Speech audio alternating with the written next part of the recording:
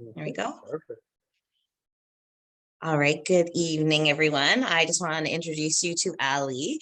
He is a paralegal and he's coming to talk to our office about a few things this evening. So he's going to talk about purchase and sale agreement disputes. He has a lot of topics they could talk about. I thought it was a good one for us because we always want to know ahead of time what the regular disputes are so we can kind of ward off ever getting into those situations, right? So, but I think he's going to touch on some landlord and tenant board matters as well. So welcome this evening. Thank you. Well, thank you so much for the introduction. Yes, let me just get this presentation open if you don't mind. And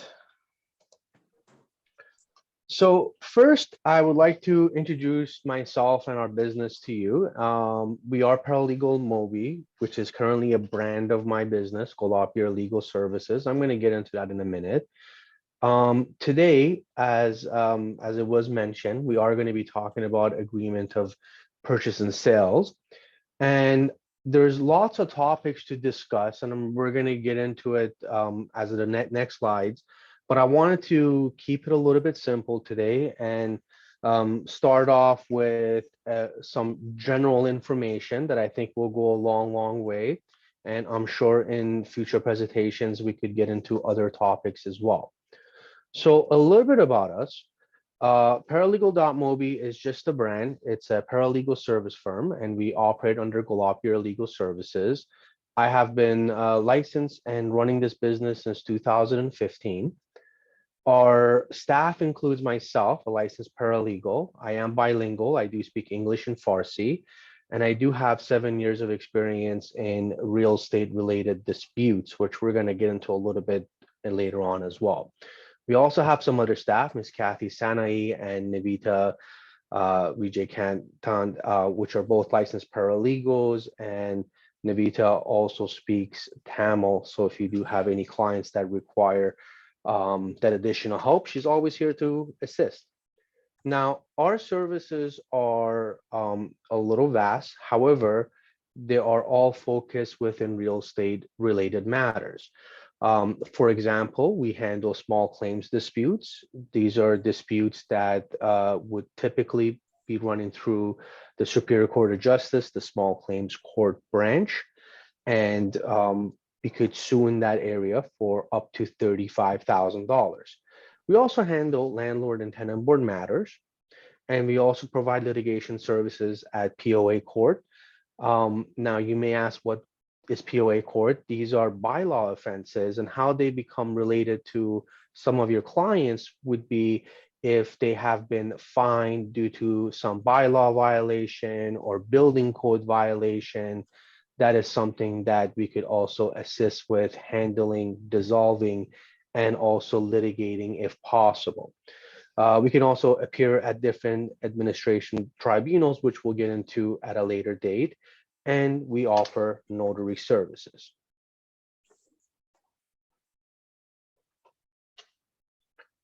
So today, as mentioned, we wanted to talk about agreement of purchase and sale. In particular, we wanted to get into breach of contract, talk about misrepresentation, fraudulent misrepresentation, and negligent misrepresentation.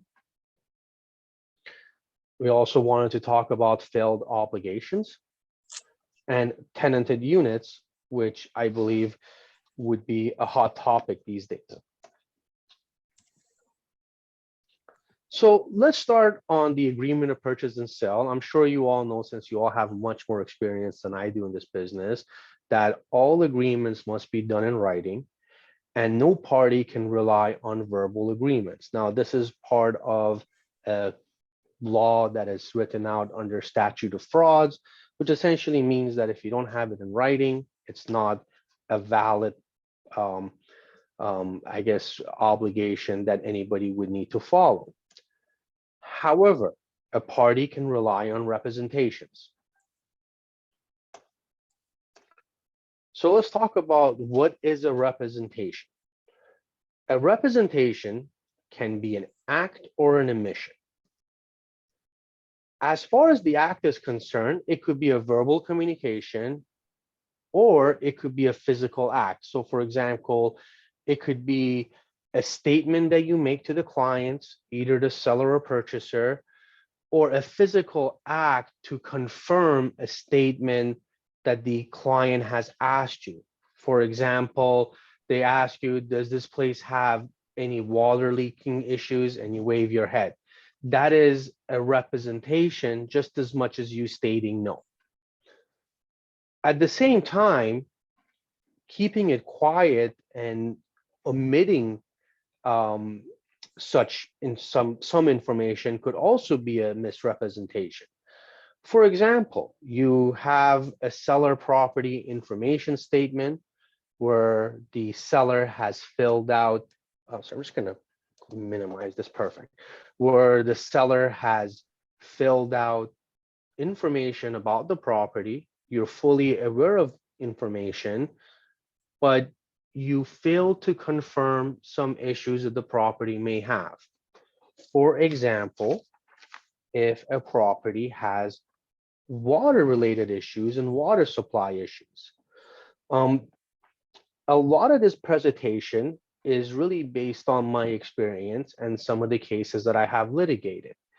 One of the cases that I've litigated was over an agent knowing that a property had salty water as it was disclosed on the seller property information statement, but failed to provide any confirmation to the purchaser, and also this gentleman was representing both seller and purchaser.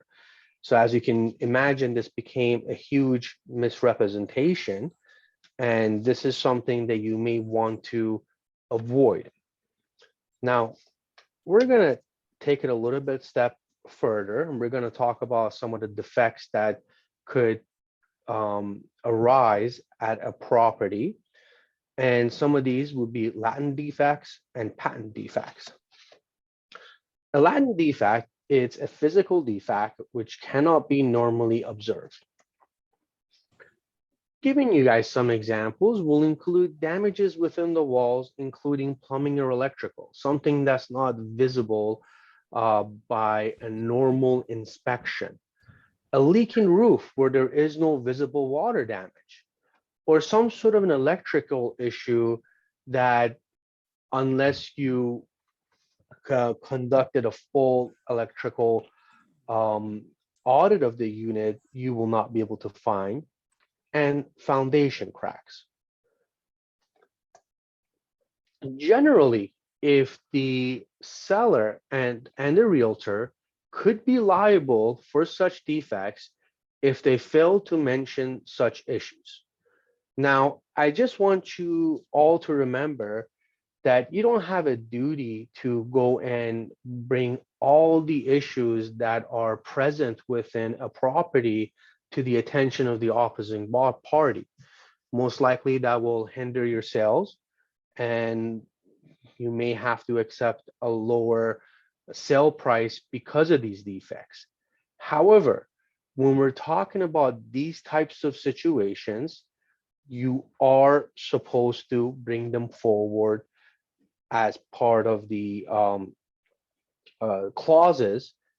And there are some clauses that you can use that will save you in these situations, but these would have to be extreme clauses, such as this is an as-is unit, and we're not providing any representation on any of the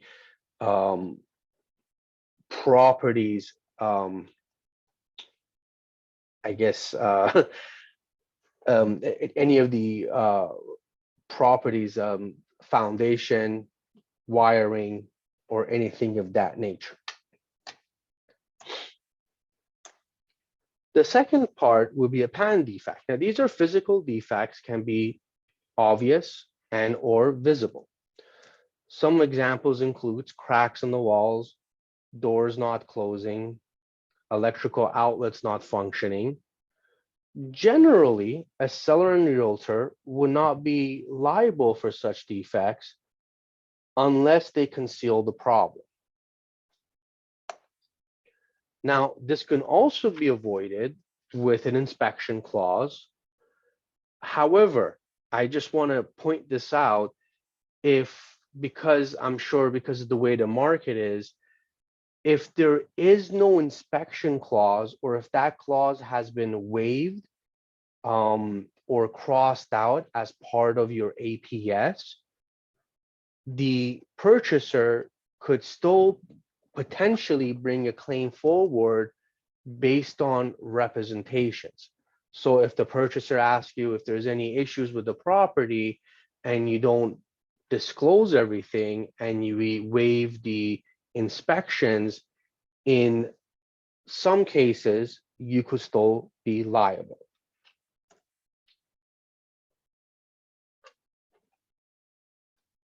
Now, talking about misrepresentation, we have a couple of levels of misrepresentation. One would be fraudulent misrepresentation, which would be essentially misleading a purchaser, or deceit, which is fraud. Now, when you're misleading the purchaser, some examples would include you don't disclose zoning issues or proper zoning issues. Now, this comes handy actually when it comes to also tenanted properties. You may have a property that you're selling as a duplex, but that property may not be registered as a duplex and may not be able to operate as a duplex. So before making representations, you want to make sure that you have done your due diligence to ensure that the information that you're providing on your advertisements and also on your sales sheets include proper zoning. The other situations that I'm actually seeing a lot these days will be tenancy situations. We're going to get into these a little bit more in particular later on, because we do have a few slides. But if you know that the unit has a tenant, you're supposed to let the purchaser know what potential issues such tenant could bring. And I don't necessarily mean of a bad tenant or a good tenant that they may not pay rent. I mean more in the case of, are you going to be able to get vacant possession, or are you going to have to assume these tenants? Another level of fraudulent misrepresentation is essentially deceit, which is just another word for being a liar, and not disclosing information to the purchaser, such as you're aware of damages within the wall, including plumbing and or electricals, leaking roof, electrical issues, foundation cracks, and water supply issues. Now, as far as, negligent misrepresentation, I'm going to come back a little bit to realtors in a second about this and realtor obligations. But as far as negligent misrepresentations, we're talking about representations that are made in a careless and or reckless manner. Essentially, representations taking without taking reasonable care that that representation is accurate. So these would be, let's just, for example, go back to some of the examples. I'm going to use the zoning and I'm going to come back. This comes to an issue of zoning. You may not know what the proper zoning of a unit is, but you still continue to make representation that it will be suitable for the purchaser. This would be a negligent misrepresentation because you are not fully sure of what the zoning rights are. However, you are making representation. Other information is such as failure to measure the property. If you're selling a property and you're advertising it that rooms have certain measurements or garages could accommodate certain vehicles, and you're not able to, and you haven't done your own measurements, you're relying on other representatives, that is a careless and reckless manner. The other negligent misrepresentation could come into place, again, is with tenancy agreements, is with not disclosing the tenants, and or the nature of their lease agreement, which is something that we're going to get into in a minute. As far as realtor liability is concerned, when we're talking about misrepresentation, a realtor can only be liable for misrepresentation if such person has presented the representation. So if these representations are coming directly from the seller to the purchaser, obviously there is no liability for the realtor. But if the realtor is assistant in delivering the information, is acting as a confirmation party, and again, just to go back a little bit, we got to talk about what representation was. It was an act. It could have been a gesture. So it could have been just as simple as the seller making a misrepresentation about the unit, the purchaser looking at you, and you confirming that with shaking of your head up and down, that this is correct. That at that point, you have participated in the misrepresentation. Now, MLS listings is also another area where you should always verify all the information before posting. This includes measurements, quality, or brands of appliances, zoning information, and if you have access to the seller property information statement, all information should be checked and verified before posting such information on a listing. Now, again, I'm not asking the realtors to now become inspectors and to go and inspect the unit or to go take additional care that may not be needed. What we are asking for is if someone is providing you with a seller property information statement and there is information there, for example, as I was bringing up the water issue from an earlier case, that information was actually dictated on the seller property information statement that the property had water issues and in particular would produce salty water. And the agent knew these, but he failed to provide it on the MLS listing, and he also failed to notify the purchaser of the potential issue. Additional liabilities would be if the realtor has knowledge of the current defects, but omits to provide such information. And as we stated, omission can also be a misrepresentation. Now, this really comes also down to what information is being asked. And I always try to tell the realtors that try to get accurate information. I understand sometimes it becomes a little bit difficult, but it may make sense to get these representations from your clients in writing. Send them a quick text message, ask them to confirm A, B, or C for you. So now you have a paper trail. And if there is an issue of liability down the line, you could come back and state, I was not aware of this, or I have an approval from the client, or this is the information that the client has provided me.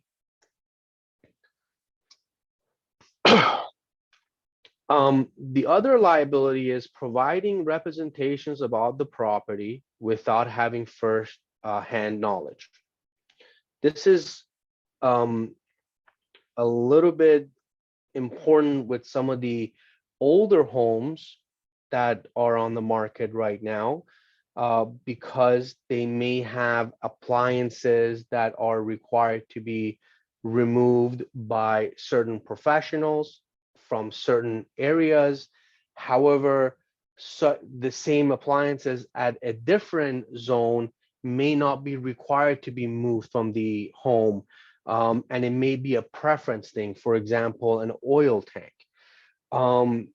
If you're not sure about the laws and the legalities, it may be best to avoid those types of conversations. The other part that sometimes realtors want to be as helpful as possible, is participating in concealment of a patent defect.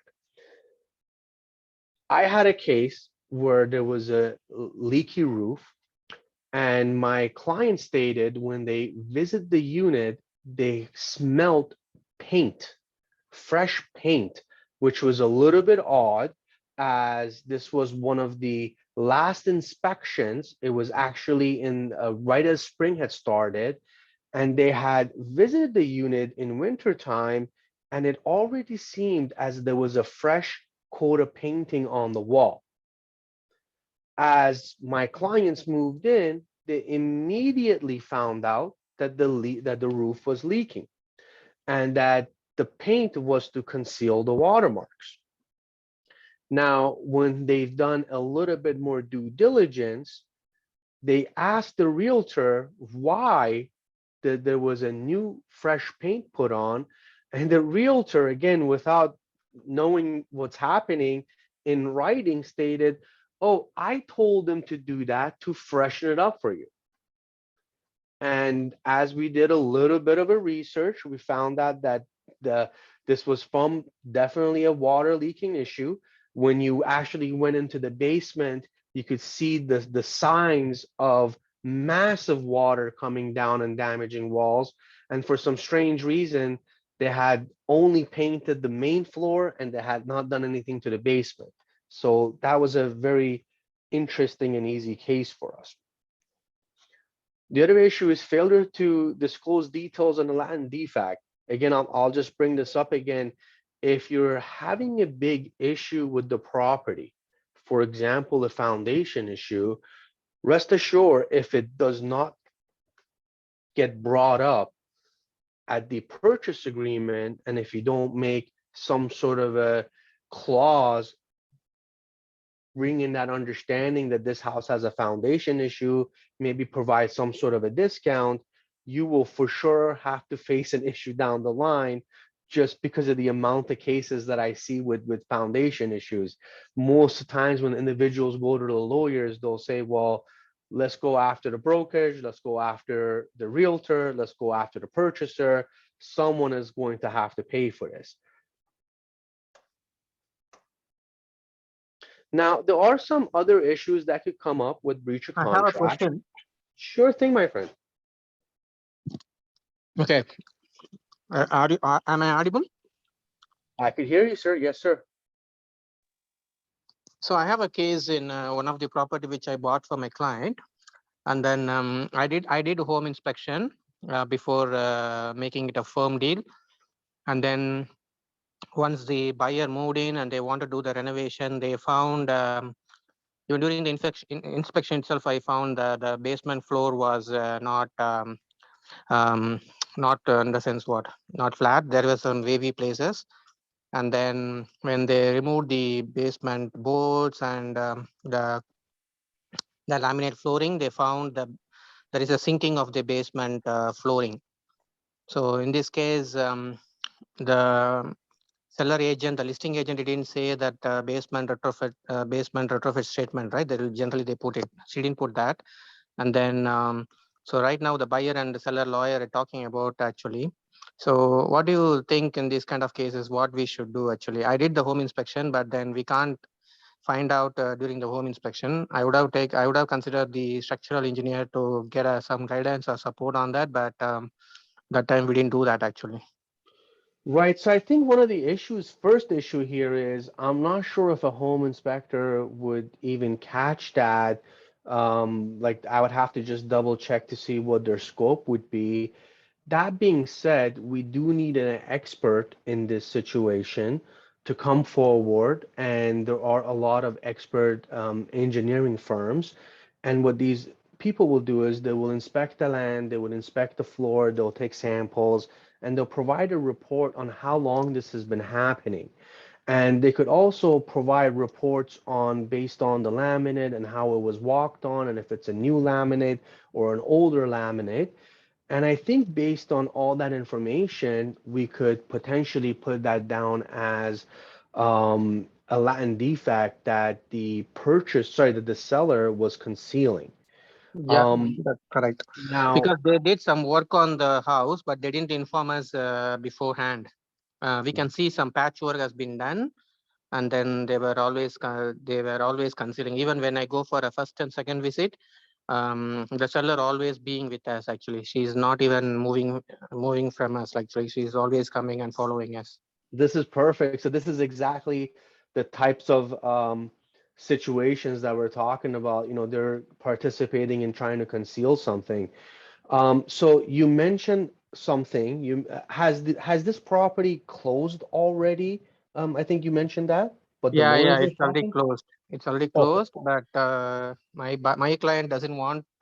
He wanted to go through the what is it? It's not. It doesn't going to come under the small claim because the amount is so big. So he wanted to go with the larger claim deal, but I think seller lawyer and buyer lawyer is talking right now, but it's not moving as expected. But it's going in a very slow mode. Yeah. So that's exact. So a couple of things, and I don't want to disparage any legal professional. However, they may want to speak to a litigation lawyer, and we could assist, with providing some information on this. It's just that when it comes to real estate, if the real estate lawyers are talking, I'm not really sure what experience they have with litigation. I'll just put that on the one factor. The other factor is I think right now, the first thing that your client has to do is to ascertain the damages. And I don't think they should be starting to do any repairs. I believe the first thing they should do is they should have an engineering report to come forward. And those engineers could also provide you with a very accurate estimate of what um, I guess, the common value of such repairs would be. And once your client has reviewed that, and you're correct, when you're talking about foundation, you are talking about pretty large um, fees to repair, and it may not make sense for this matter to go to small claims court. However, we don't know this at this point because we don't know the actual damages. So I think the first step should definitely be an engineering report to ascertain what the issues are and for them to come up with the actual causes of these issues. They could also tell us how the seller was concealing the floors. I think if you're to bring in a contractor to repair it and try to use that contractor's word, it may come across as the contractor could say whatever he needed to in order to get the work. But when you bring this engineering firm in, this will be a third party. They're not going to do the actual repairs, but what they're doing is they're actually doing the research to see what the damages would be.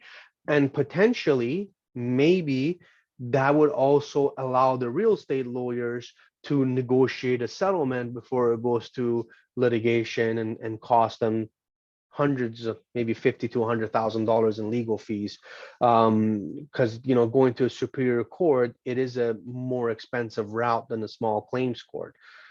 But when it comes to these situations, we always ask our clients to let us know what the damages are because we don't want to leave money on the table. And if we find that the damages are above our jurisdiction, we always recommend our colleagues who are lawyers who could actually assist in these matters. Okay, understood.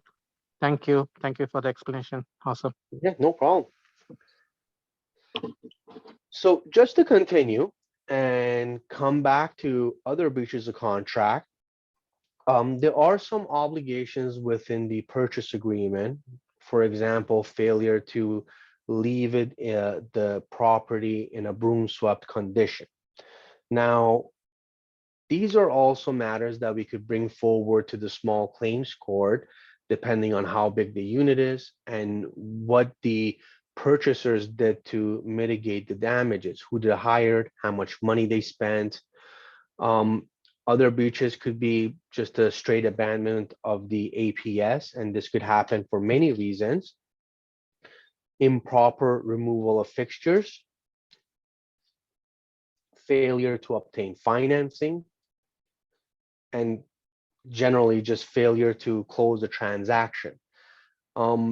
sometimes the financing is not the issue, but unbeknownst to the purchasers, they may have several judgments or writs or liens against their names that prevents them from being able to um, do the closing unless they make good on all those. And you know, I understand that may also be categorized under financing. But when we say failure to obtain financing, it's just something that I see coming up now, is where a lot of individuals bought homes where the market was really good. It seems like the market's coming down a little bit. So this happened, I believe, a few years ago as well. I believe it was 2018. And there's going to be some shortfalls. So if some people don't have extra room to be able to cover the shortfalls that the bank may not approve, you may be dealing with some breaches. Now, none of these can create realtor liabilities as long as you don't participate in the client's actions. The only time that I've seen a matter where it actually a realtor was involved, technically this gentleman wasn't just a realtor, he was also a mortgage broker, and he had provided confirmation of financing without having such, which brought some liability on him. Now, here's really one of the main things I wanted to speak to you today, which will be the tenanted properties. First and foremost, you must disclose to the purchasers that you have tenants. Now, you also have to disclose the terms of the tenancy. I want everybody to know that in Ontario, leases do not expire. At the end of the lease, no tenant is required to leave the rental unit. As a matter of fact, even if you're the owner of the unit and this tenant finishes their fixed term, they still don't have to leave until you go to the right process and give them a right notice. And it's only notice that will end the tenancy. Then the tenancy would be an N12, an N13, and an N11. And these are essentially notices stating that either an agreement that we're going to end the tenancy, or I want to use the unit myself and I no longer want you as a tenant. Now, there are some liabilities that we will get into. I just want to come back to the leases. Every agreement is signed for a fixed term. After the fixed term is completed, all agreements turn into a month-to-month basis. At the end of the agreements, landlords cannot request for the tenants to vacate the unit for no fault. There are some issues, for example, if they don't pay rent or if they're not paying utilities, then those would be faults that we could ask for an eviction. But generally speaking, at the end of a term, the only way to get a tenant out is to provide them with an N11, which is an agreement to end tenancy. They have to sign it. If they don't want to sign it, your only other option is essentially an N12 or an N13 stating that you want to use the unit yourself or for some other purpose other than it being rented as is currently. For example, you may have a 2-bedroom unit. You would provide an N12 stating, I want to use the unit myself. Or you could provide an N13 and say, I want to demolish or renovate it. And the 2-bedroom unit is no longer going to be available there. Therefore, I'm going to need the tenancy to be completed. Now, your APS should include the tenants. If in your APS, you have not included any terms about the tenants, the landlord and tenant board is going to interpret that as the purchaser is assuming the tenants. Now, on this APS, you could make a couple of representations. You could ensure vacant property is going to be delivered upon closing. And this would be a case where the seller might already have an agreement with the tenant, may have put together a cash for keys deal, and has an agreement signed, filed, and an eviction in his hand. At that point, you could insure vacant property. Otherwise, you may want to include clauses for the purchaser to have to assume the tenants. If there is no clauses, the tenants are essentially a former chattel. They'll run with the property. Whoever purchased it will become their landlord. Or providing an APS, putting in an APS, providing an N12 and N13, and making that the responsibility of one of the parties. Generally speaking, the seller would be the only person who could provide these notices at that time, but you would also want to put in clauses that would require the participation of the purchasers into providing affidavits stating that they are going to be residing in the unit and potentially coming to the landlord and tenant board and acting as a witness to the matters. N11 is an agreement that I've mentioned a few times here. I just want to go over it again. A lot of times with my realtor clients, when we're dealing with a tenant, I usually try to tell them that I'll be more than happy to grab the file. I let them know what the fees would be, and I always try to give the realtors a figure that may make sense to go and provide the tenant at this point to avoid hearings, to avoid notices, and more importantly, to avoid a liability. When you give an N12 notice, you are agreeing that you're going to be using that rental unit yourself or the purchaser for 1 year and for no other purpose. During that time, for whatever reason, including but not limited to being bankrupt, you still are not able to sell or rent the unit out. And if you do, the tenant could come and bring an application and ask for damages from you. Now, again, this is why we always ask the realtors, when I speak to them, I'll give them a figure and I'll ask the realtor, why don't you go see if they're willing to accept a set of money for giving us the keys and signing an N11. Usually we provide the keys, we provide the check after we got the keys, but this is something that should be open to all your eyes, and just to know that without such agreement, and if the tenant does not want to sign it, there's not much you can do, and we have to go either with the purchaser assuming the tenants or providing an N12 or N13. Now, that's the small presentation that I have prepared for you. There's a little QR code if you want to scan it. I'm not sure if you could see it well. You could probably have my contact information on your phone. Besides that, if anybody has any questions, I would be more than happy to answer them at this point.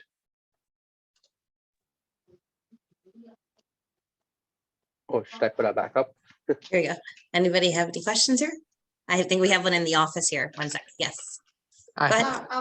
What if, should I, You want me to mute and you can go and ask? hi, it's Saraf. Hi. I wanted to know. It's okay. One sec. We're getting a bit of feedback. She's going to come up to my laptop. Hello, I'm Saraf. Hi. I was just wondering, what if the tenants, like, is there any way that the tenants can refuse to leave? Like if they don't want the money or? Yeah, they always refuse to leave. If they're not Yeah. willing to. That's why it's a common problem for sure. Yeah. Right. You know, they always refuse to leave. So that's why I normally say, let's start with an N11. And if it doesn't get solved, then we would have to proceed with an N12 and give the tenant a notice stating that the purchaser wants to use the unit. Now, I don't want everybody just to be really tied up on this, because sometimes you'll be dealing with a tenant who is just difficult. They're not going to allow showings. They're bringing up COVID issues. You know, everybody, including their uncle and dog, is getting it, and you can't go into the unit. this is where you may need our services because we could provide other notices. For example, an N5, and which is a bit more technical, and we're telling the tenant that we have a right to sell this unit. We want to provide showings. We could ask in there if you have pets, you need to make sure you restrain your pets. We could ask for them to keep the house in a tidy manner and ask them for access. And if for whatever reason they don't allow us access based on that notice, then we could actually start the eviction process based on that notice. And we may not even need to get to an N12 or other applications. The tenant may just be a little bit difficult for their own good because they've watched too many YouTube videos and Facebook groups by all these like Facebook lawyers thinking that, you know, they could get some sort of a remedy, and then they'll be holding the bag 4 or 5 months down the road with us having an eviction without having any liability of having to deal with them come back in the end. Look good. But that's essentially why you need us. So for example, if they don't need that's what I'm here for. There you go. We have another question here in the office. Go. Just the eviction process, like roughly how long can that take? Ooh, it's bad with COVID now, but we'll see. What are you finding? The eviction process, how long does that take right now? So before COVID, it used to take 4 to 6 weeks to get an order from the time you start. And every sheriff, no matter where you go, would take about 3 to 4 weeks from the time you pay them to come and actually kick the tenant out. Nowadays, it's taken about 4 to 6 months, subject to all applications that were filed as of September. I don't want to scare you guys, but they have this new system. Everything from September till now has not been scheduled, and they're taking April and May, and it's all tenant applications. So the landlord applications are going to be back up again in June.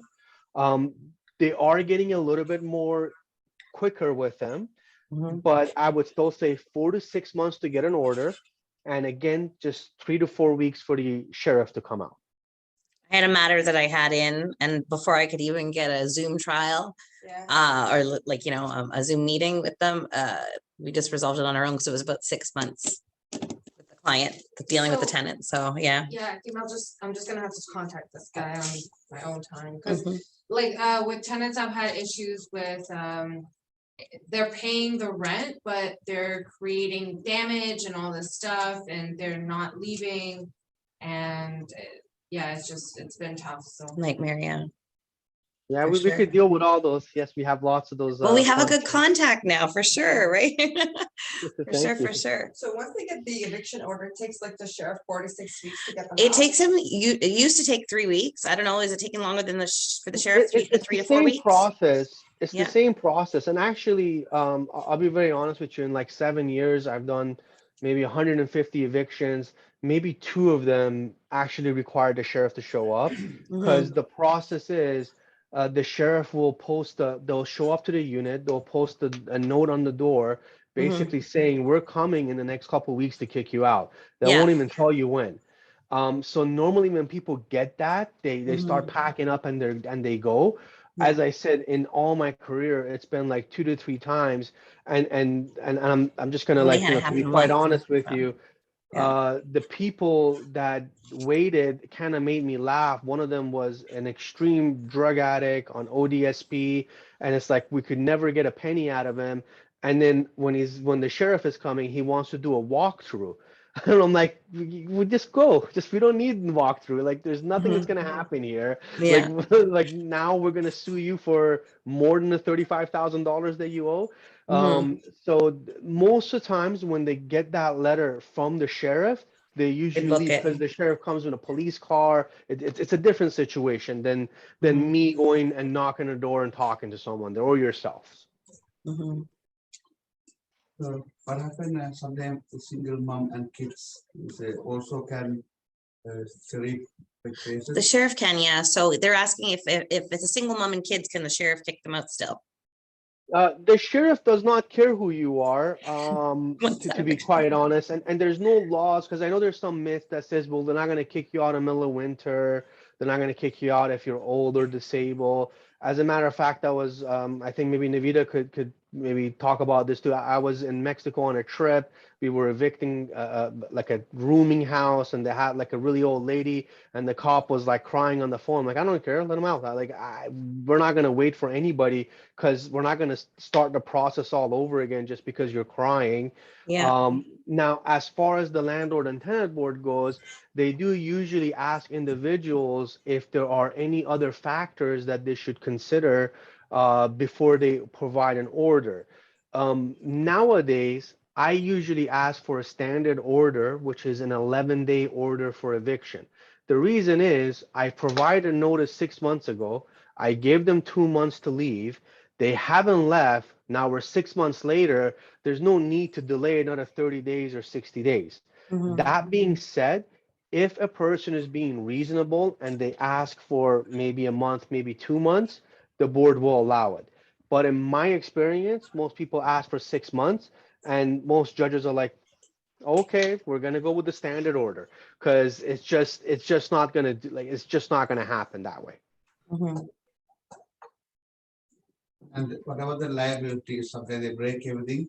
I know they said we don't have any anything, but future is still we can go behind them, or If they break, like before they vacate the premises, if they break everything, yeah, normally those people break everything. then you gotta call Ali to chase them for the damages. Yes, it's actually a lot better now. Before, you would have to go to small claims court, and the process is a little bit longer, so it would cost 3 times as much really to go there to litigate a matter than to be at the landlord and tenant board.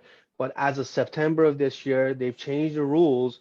We could even now go to landlord tenant board for failure to provide proper notice. So if they don't give us a 60-day notice, we could bring an application at the landlord and tenant board, and we up to a year we could bring in additional applications for damages that we've After they discovered vacate. after they vacate. Oh, that's a new good one. I didn't know that. That's excellent. But to be Yeah, honest with yeah. you, and I'm going to be like quite frank when it comes to this, there are, if I'm not mistaken, 15 different notices right now, 10 different applications that we could file. But I'm not in that business of let's just shotgun everything, because first of all, there are some costs involved. There are some time that will take, and some of these applications will end up in a compliance order, where Mhm. basically the judge telling the tenant, oh, you gotta have to do something, or they could bring a motion to have you evicted. So we really try to focus on strong applications, really for the sake of the clients, because I don't want a client to be incurring so much debt. Because again, with the greatest respect to everyone, I don't know what everyone's financial situation is, but most tenants don't have money. So regardless of an order that you get, you may never get to the money. So let's kind of like, we gotta have to be a little bit realistic with what our capabilities are, what the laws in Canada are. Like, I'm Iranian. In Iran, if your check bounces, you go to jail. But those laws are not here. You could bounce many checks, and as long as you don't lie about it in court, you could be poor essentially. But in other countries it's illegal. Here it's not. So we just have to kind of understand that. So yes, maybe a tenant has caused damages, but we look into the situation and we see this tenant is surviving on government support, then probably I would not want to take that case. Not that I don't want money, just that you're going to be And we're gonna see disappointed the in the fruits of end. it, yeah. Right. Yeah. Even when they have money, I had one where didn't pay for over a year. I talk about it, my worst case. You guys have all probably heard it. He worked for the Toronto District School Board for 25 years. She worked for the Aboriginal Society for 20 plus years. They both had money, but they were both playing the system. And funnily enough, every time I got to the sheriff's day, I called the sheriff and they'd filed something else at the landlord and tenant board. They stalled it. They just knew how to stall things and push it. But anyways, when it came, we had to end up going to garnish their wages, even Yeah, though they had that money, because they were just refusing to pay. They have an order and they refuse to pay. Well, what do you do then? You got to take them back and say, well, they didn't pay the order, right? So well, you see, that one, what you're describing is actually a good tenant, because they have jobs, like they're Mhm. teachers. They're not Mhm. going to quit those jobs. Mhm. My issue is when you're dealing with a retail employee, Mhm. because a retail employee might make minimum wage. I'll go and file my garnishment. That takes 20% of their wage. Yeah. If they have a little bit of a brain, it would make perfect sense for them to leave, go get another job, be able to get at least their minimum wage, because Mhm, it would makes no sense for them to work below minimum wage. mhm, So those are the ones that we have difficulties with. But if somebody has a good job, mhm. we definitely could go after them. Like, we're just really talking about individuals who don't have proper income. Yeah, for sure. What happened OESP and child benefit? And tax? ODSP, can they touch ODSP to chase tenants? No, you cannot touch ODSP. You can't even touch retirement funds. So just remember that. Now, I do want to say one thing. I would personally, like, some individuals look at ODSP because the money comes straight to the landlord as a safe situation. I normally try to discriminate without discriminating. So believe it or not, if you tell a person that I can't give you a rental unit because you're on ODSP, then that's discrimination. But if you stack it against them, tell them I want an employment letter, I want 4 references, I want your previous landlords, then now you could stack multiple situations why you're not accepting the tenant. Therefore, the discrimination factor doesn't come into effect. So I would really, really recommend not doing that, because I do want to just point one thing out. ODSP will pay the landlord, but will only do 11 payments out of the year. At the end of the year, they usually do an evaluation to see if the person qualifies for the same housing again. If at that time, that rent will go directly in the individual's pocket. Now, this is not a lot of money. We're talking about $1,600 for a family. So they may spend it, and you may never get it, and they could always contact their office and say, I want the money to come directly to me because I have an issue with my landlord and I'm looking to move. ODSP will never check with you. It's not their job, it's not their position, because end of the day, they're not going to be liable for it. The tenant is. Good. What's the problem? How's everybody doing online? There any questions online? You guys are good? Yeah, everybody's good. But like I say, I have your contact information. So when I shoot the link to this video out to the rest of the office, I will share your contact information. So everybody will have a way to contact you once they watch this back and go, oh, I need your services. So Thank you very much.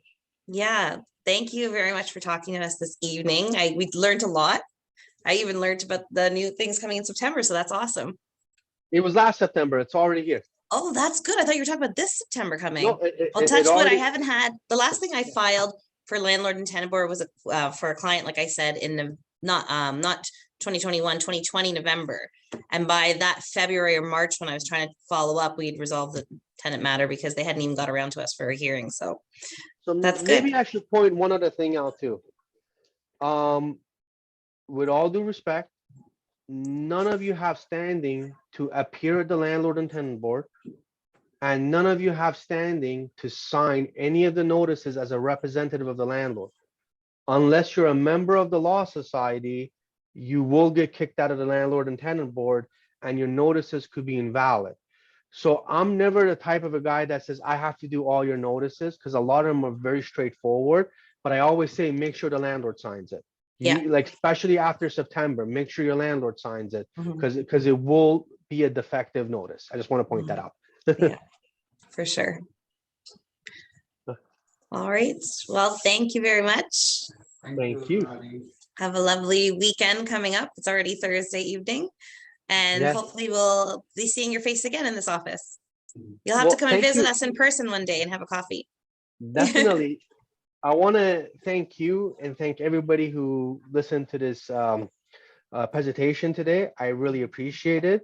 I did have my contact information, a QR code, and I will email a copy of this presentation if you want to have it sent out to the office.